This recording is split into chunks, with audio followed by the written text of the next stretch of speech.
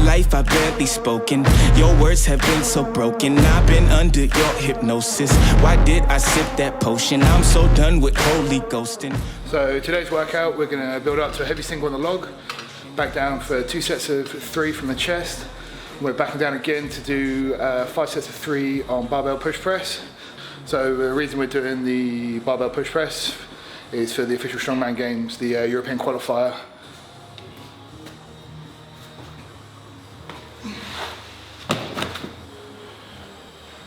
Oh, I need to stretch my hips. Hips feel horrendous. And I might stretch my hips first, and then I'll do that again. I suffer from extremely tight hip flexors. Probably sitting around on my ass all day. So it's just helping mobilise them before we get started. So squeezing forward and using the band tension to pull me back. And just going multi-directional. So it's not just one plane of movement. Just gives you resistance. So it makes you work that a little bit harder on the end range. With these, it's mainly just feeling the stretch basically getting easier each time, because when you first start, movement's restricted, but as you get towards the end, you should be able to have a nice movement. Try and prioritise it as sort of first thing I do every session. Got a team of like chiropractor and physio that help me sort of keep in better shape than I was and keep me injury free. So as you get later on in your career, I think that takes priority more than most things. Asking any of the old boys. And they sort of neglect their lats before sort of overhead pressing. You see it quite a lot. And 9 times out of 10, you'll see when someone presses, they'll either stop short suddenly or be too far in front of them. Normally it's an indicator that their lats are too tight. Simple stretches, so just saw with a band, overhead, nice stretch down the side. Again, simple things. I just tend to I hang quite a lot, use my own body weight against me, open up, also simple, work on more of the rhomboid area as well. So, simple little things, but in the long game, play a big part. Basically, elbows on a higher surface. And then drop your head between. So as you come down, you're going to stretch your lat and back up. Each time you're trying to get your head lower.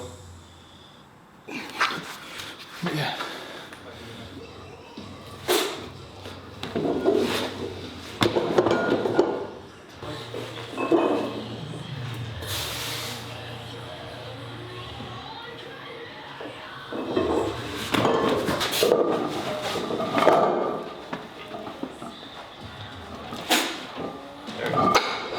Maybe 21.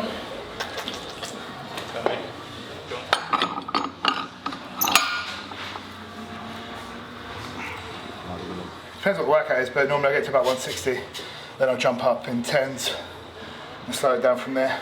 Obviously I want to minimise the amount of warm-ups I'm doing, so I don't want to go 80, 100, 120, 140, 160, 70, 80, 90, too many warm-ups, so I'll go, 100, about 80, 100, 120, 140, 160, 180, 2, see how it feels, and then we'll decide from there. It's a fine line, definitely a fine line. I've seen people do too many warm-ups, by the time they get to top weight they're fucked. But they get to top weight and they are fatigued.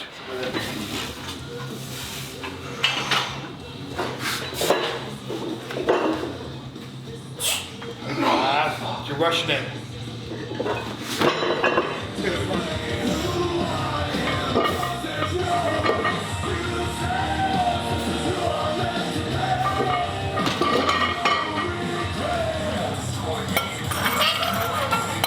That's 161. Go up to 181. Next single.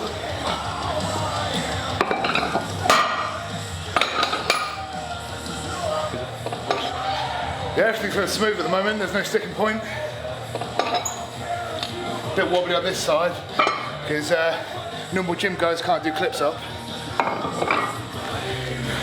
The problem I see with a lot of novice lifters is they'll either take too short rest or they'll take too long.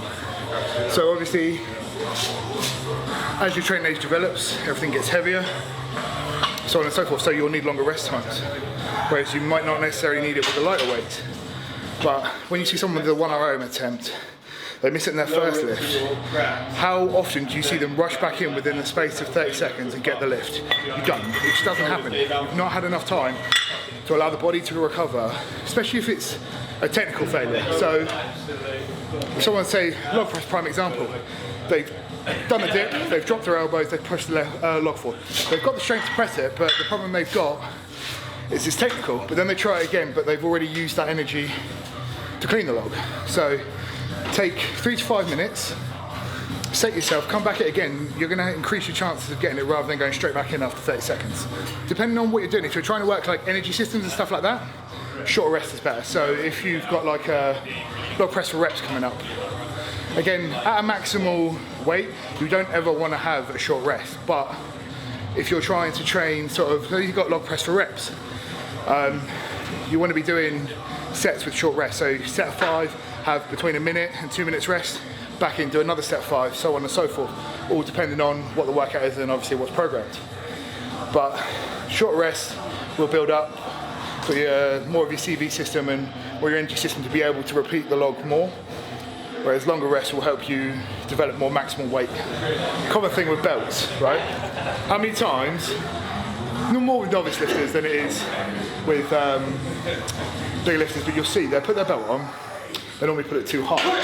So as they sit into the clean, the metal will grind across the leather.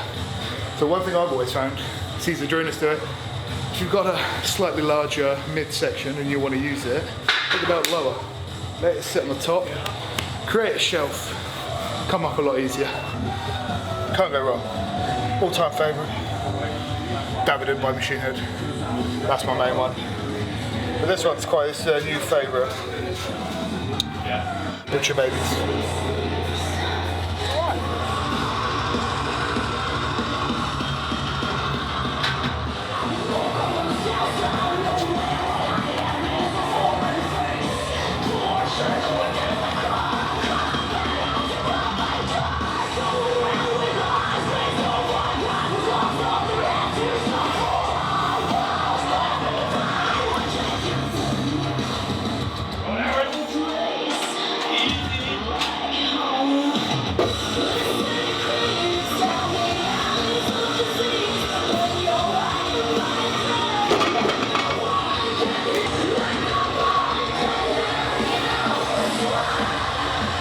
Go 210, baby. Oh, sorry, auto correction, 211. No, 5 on each side. Oh shit. That way you would have fucking screwed me right over there. I'd have killed you. Your life would not be worth living after that.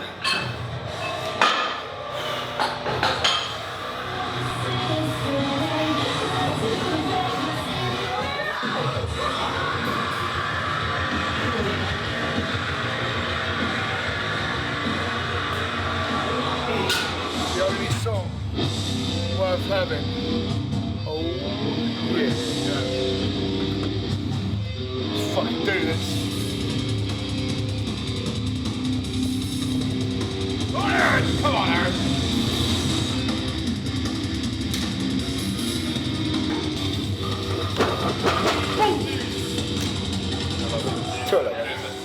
Technically new PB.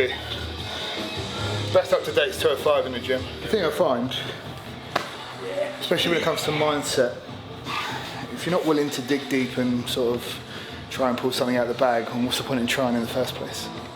It's the mindset of a lot of people. You kind of, how many people do you personally know that are gonna look at technically going, well that's like a, right now that is technically almost, it's 11 kilos of my personal best current. Well, obviously, that's 2 I've just done that, but I'm going another 5 kilos heavier. So it's 216 now. If I get it, if I don't, I don't, but I'm going to give every fucking bit of effort to do it. I'm going to try and make sure that I can fucking get the clean up quick. I've got the fucking strength there to press it. But if I don't believe half of it, it ain't even fucking worth trying, is it? So let's get it fucking done. Come on, man! Let's go! Come on, man!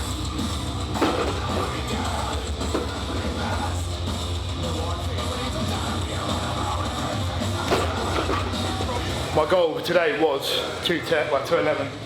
So I hit that. It was always ambitious to go for more. Again, mindset could be a big thing. And you see a lot of lifters, because they have a number in mind, when they hit that, because they've got a sense of achievement, that sort of, not your body limits yourself, but your mind stops you from pushing that a little bit more. So even though the clean felt heavy on that, it's just one of those things where maybe my mind kind of limits itself by going, well, you hit what you want to hit, this is just extra. But hey, cleaned it again, so that's all that matters. And it's another one I can mark in my belt. So, Ray Williams does it with his squat. Gave me an idea. Gives me a bit more motivation to fill it up. So that's 10 now. That one was 11. 200 plus log. I'm happy with that. See how many more I can get. Now I've hit that. I'm going to drop back down. Probably go 160. Set 3. Focus on the motor pattern rather than the actual weight itself. See, I've done top set. So now I just want to move a little bit of weight.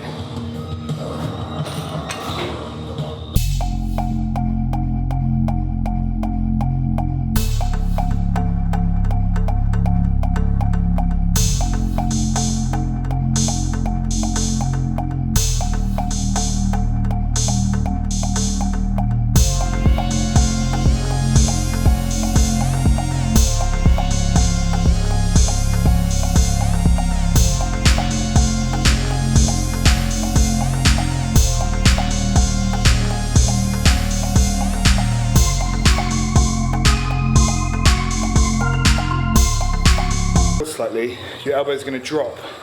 You're not pushing forward. Easy way to sort of battle that is as you come up, focus on squeezing your elbows together. It's going to create more of a shelf across your chest. And as you dip, try and force your elbows up at the same time. So rather than just dipping and letting your elbows drop, as you dip, force them up, explode up, push. So what you tend to find is that people will clean the log, rather than having their elbows nice and tight, they'll be sat here. So as you can see, you've got no support in the middle. As soon as you dip, that chest caves, everything drops, you've got no support.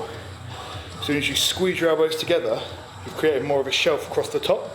So as you dip then, you've still got a little bit of support to go up and through. It will come down to a lot of flexibility because obviously squeezing your elbows together is quite a hard thing to do when you're bigger. So working on that sort of shoulder mobility will help allow you to squeeze the elbows in more. What I tend to think of is, as I'm cleaning up, I try to think about squeezing something in between my elbows and pushing them up. So anything like a ball, so I'll come down, I'll squeeze them together. Now imagine I'm trying to squeeze a ball between my elbows. And that's what keeps me nice and tight on my upper back too. Yeah. So what you're trying to do is you're trying to create that shelf. So, because if you're down here, as you can see, there's nothing sort of really supporting on the chest. If you've got your head back and you're squeezing together, you come out a bit more. Just allows you to sit on the top. So, common problem you get when you're dipping in the log is most people will shoot their hips back and push their knees forward, which then sort of, you kind of get this. And it's just, it throws you, it puts you in an S motion, which then is not going to give you a direct line. Straightforward, they either dip too low, knees go too far forward, or they lean back too much. Okay, so they're the things you're looking for. Easy way to stop that is treat it like a front squat. So you've got the rack position, and what you're trying to do is flare the knees out, keeping the torso upright, head back. What you're going to do is there, just going to explode up. Rather than pushing your hips forward or back, you're just literally flaring your knees out, up you go. Another little trick, what people tend to miss out is when they do the push press, they don't jump properly. Okay, so what we're looking for is you want to sit into your heels, and as you power up through your heels to your toes, heels come up, little jump. Okay, so it's literally a small jump. It sounds scary, but a lot of my guys that I train, I literally put the log on them and I make them jump with it. Doing that will allow you to get the log off your chest easier, which will allow you to engage more. So basically you're saving more energy by using that momentum to get the log off your chest.